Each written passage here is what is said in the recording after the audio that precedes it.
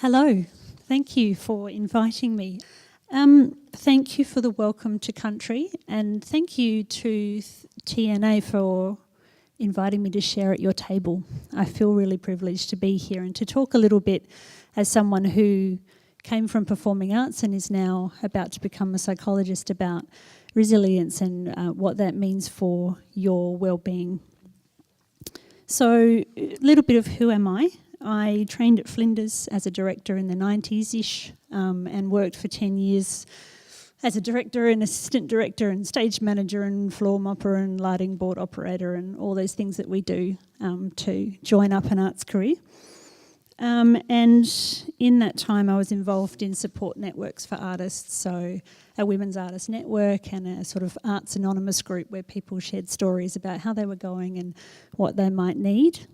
And part of my experience in the industry led me to decide to retrain as a psychologist, partly because I felt like a lot of the people I was working with, and including myself, were vulnerable to a lot of difficult stuff, and maybe sometimes needs weren't being met, and that maybe I could do something about becoming a therapist who works with artists to help meet those needs. I think that artists have a lot to teach therapists, so I'm also really interested in conversations that go the other way. Final bit about me is I'm almost finished a PhD, thank God, about actors' psychological well-being, about professionals and students in training, what's going on for them and what they might need. So that's me. I'd like to talk a little bit this afternoon about chronic uncertainty and the effect that has on your well-being. There are some handouts because I like to have something to look at and scribble on when I'm listening, so that's really what they're for.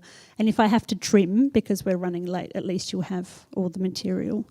So chronic uncertainty and well-being, what resilience kind of is from a psychology perspective, some tips for your cultivating personal resilience, a bit of a caveat about when maybe resilience isn't resilience and it's trickily masquerading as something else, a bit of a provocation about saying no, and that sometimes saying no is the most resilient thing you can do. And just a little bit of talking about when is it too much and when should you seek help, because I think sometimes it's really hard to know. I was hoping to finish with a self-care exercise, and that kind of depends on how fast I talk and how much time we have. But I can also send that MP3 around if we don't get time.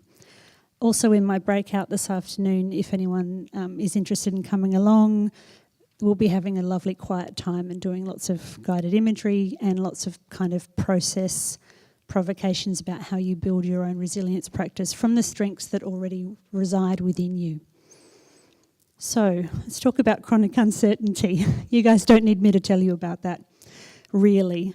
But chronic uncertainty that's long-term and pervasive, so across multiple domains, has some kind of serious effects on how you're going. So the sorts of things that you guys are dealing with is chronic uncertainty in terms of employment, as you know, in terms of money, in terms of your social landscape. Like on the one hand, there's this incredible community and family of artists and a sense of belonging, but on the other hand, there's all this project-based work where for a little while you've got a family and all of a sudden you don't. There's also competition. And then sometimes there's this thing that happens where we do things that are really intimate and that kind of look and smell like friendship and family, and then maybe it turns out sometimes that it's not. So there's this kind of relationship uncertainty as well.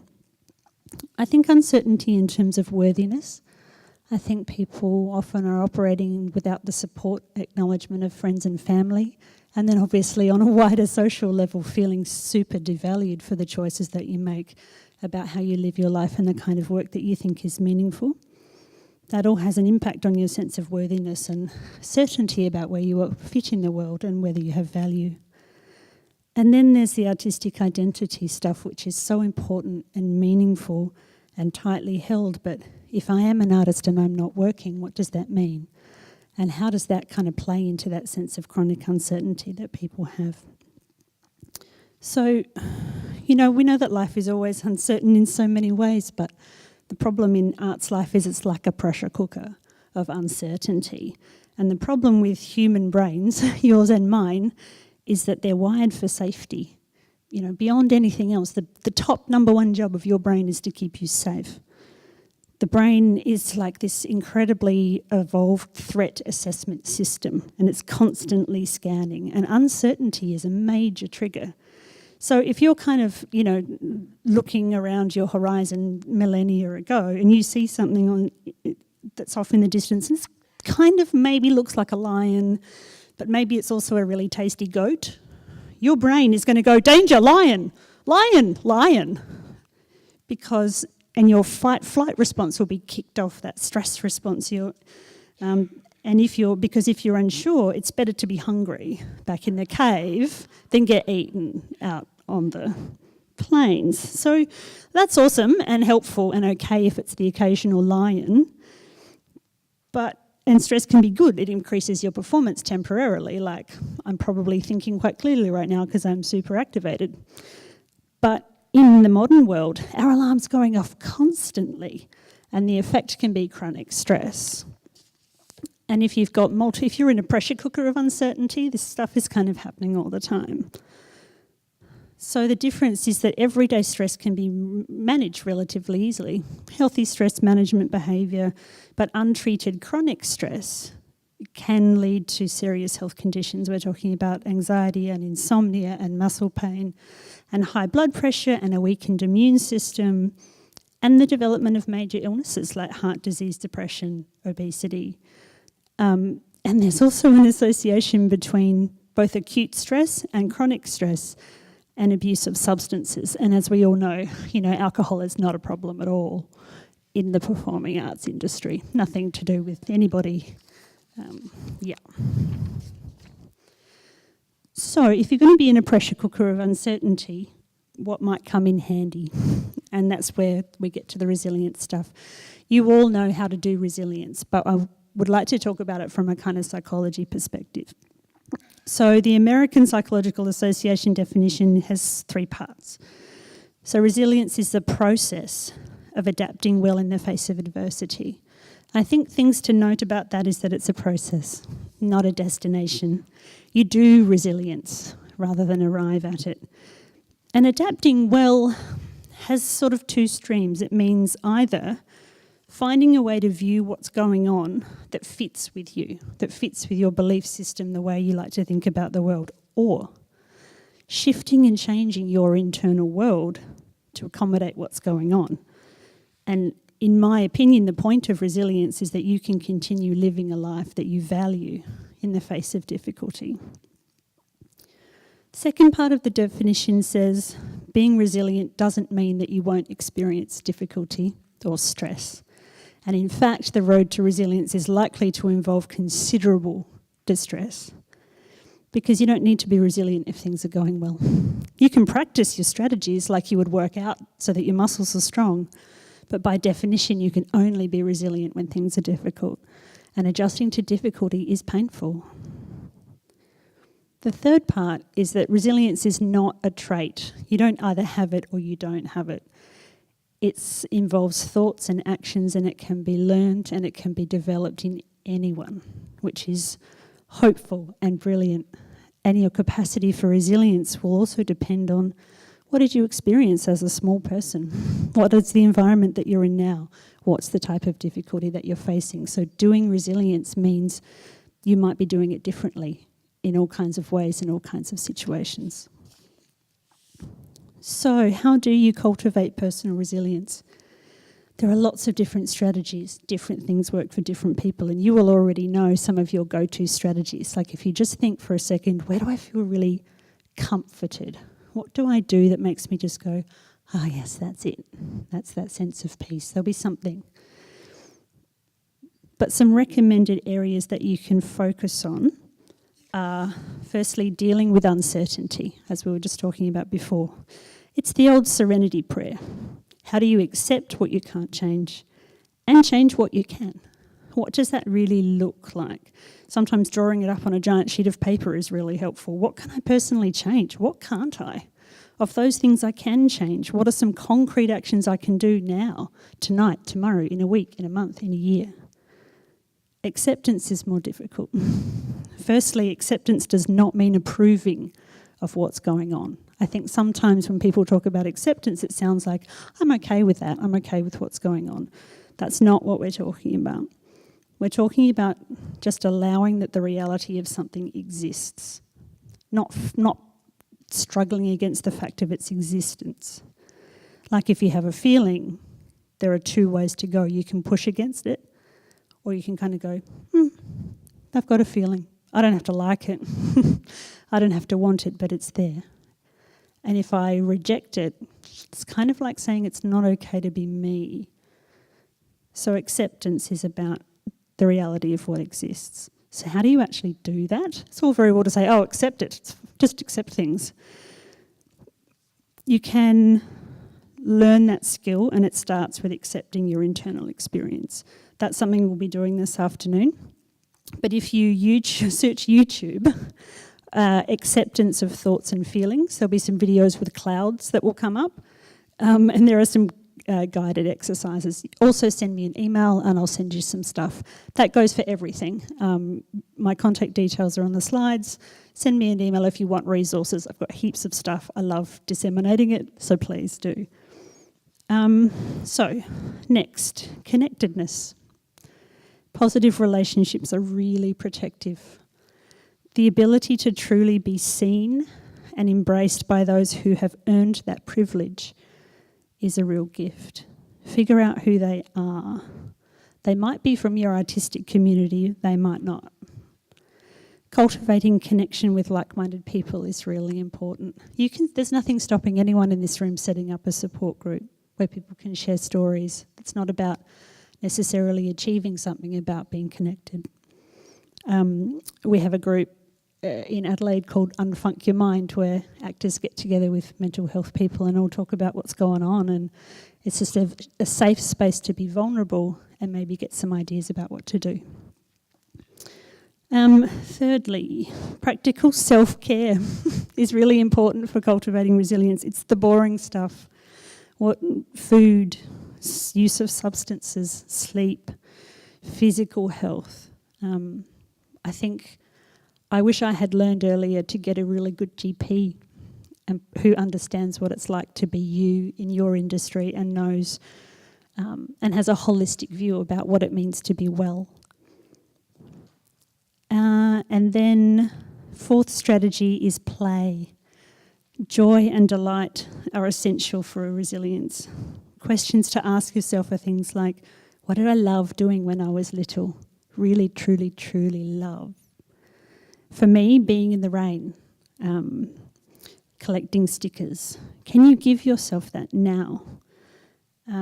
This kind of like allowing more joy and delight into your world.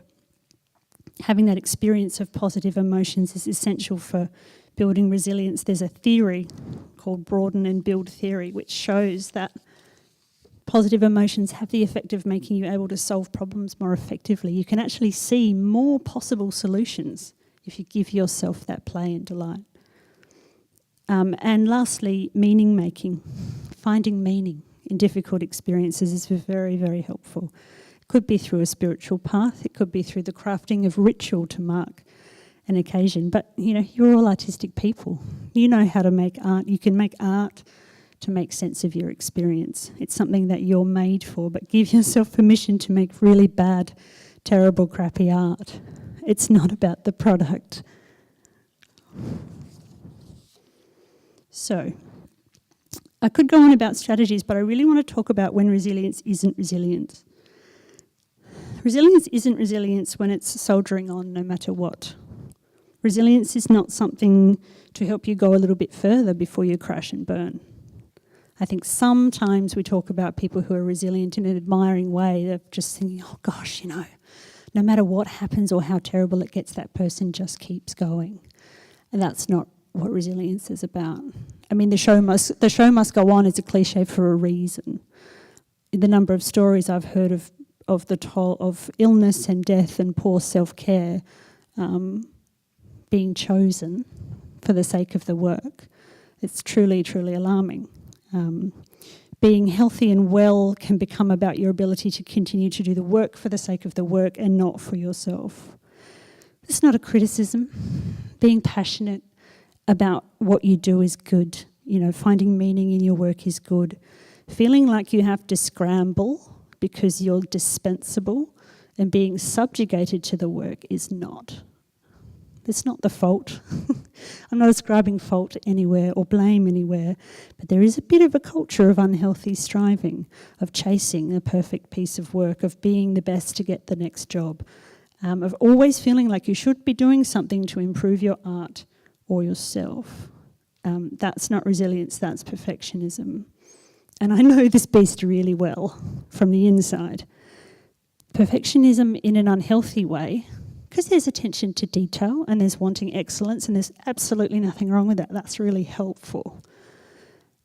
Unhelpful perfectionism is about constantly raising the bar and never ever being content with where you are. What it feels like is a hand in the middle of your back pushing you, or like being screamed at by a personal trainer in your head. It's also sneaky. It can really quietly infiltrate your efforts at self-care. You better do resilience really well. You really could do a lot better at taking care of yourself because you're not quite measuring up. So it's just something to watch because I hear it a lot. And there are mental health consequences of perfectionism. It's transdiagnostic, so it's kind of a process that we think underlies a lot of anxiety, a lot of depression, a lot of eating disorders. And it also leads to burnout. And burnout, so there's the perfectionism component, but there's also the stress. If you're repeatedly and chronically stressed over a long period of time, it puts pressure on your body. And it can lead to a tipping point where your exhaustion prevents you from taking part in activities that used to mean a lot to you. So the signs include feeling exhausted and being unable to perform tasks, losing motivation in aspects of your life, work, socially, feeling unable to focus or concentrate on tasks, feeling empty and losing your passion. So at that point, the question to ask is, are the costs really too high? So I realise that we're running late, but a small provocation. The provocation is about saying no. Who can decide when the costs are too high? Only you. Only you. If resilience is about you, the individual as a whole person, being able to grow regardless of the weather, sometimes the most important thing is to know what you can and you can't handle. So there's a small story of dandelions and orchids, both very beautiful flowers, both able to flourish. Dandelions are kind of hardy. They pop up through cracks in the pavement. You see them everywhere. Seeds blow on the wind. They make new dandelions. It's pretty sunny being a dandelion. Orchids, also very beautiful flowers, but they need certain conditions. The air has to be right. They have to have the right kind of moisture. They can't tolerate all weather. If you put an orchid in the desert, it won't flourish. You can't make an orchid into a dandelion. What you can do is nurture it. You can put boundaries around it. You can put barriers around it. You can give it the right nutrients. But if someone says, I think you should put that orchid in the desert, that's going to have to be a no. So where's your no? You don't have to decide, am I an orchid or am I a dandelion? But the point is to know yourself well enough to know the difference between stretching yourself to grow and a fatally flawed environment. It's essential for resilience. If you want to be a human that flourishes in the world, it's important. It's just something to think about. I think I'm going to skip a lot of these final slides because it's afternoon tea time and you can always talk to me this afternoon or tonight or email me. But just quickly about seeking help. It's confusing. People often feel undeserving. They say, well, I've kind of chosen this life, so if I'm suffering, it's my own fault, so I don't get to seek help. I'm not allowed. It's not as bad as what other people go through, this kind of stuff. But when is it bad enough? If you're struggling with the symptoms of burnout, if your anxiety or low mood is changing your behaviour, if you're starting to avoid things that you value or people that you value, if you're impacted in your ability to work or be in relationship, or if you or someone close to you is worried about substance use, or if you're having thoughts of suicide or self-harm, that's the time. You can always call Lifeline 13 11 14.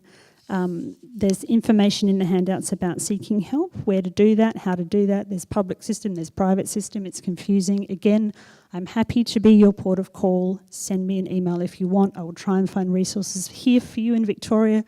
I'm South Australian, but I can find out and I know where to look, so that can be helpful. That's probably all I've got time for.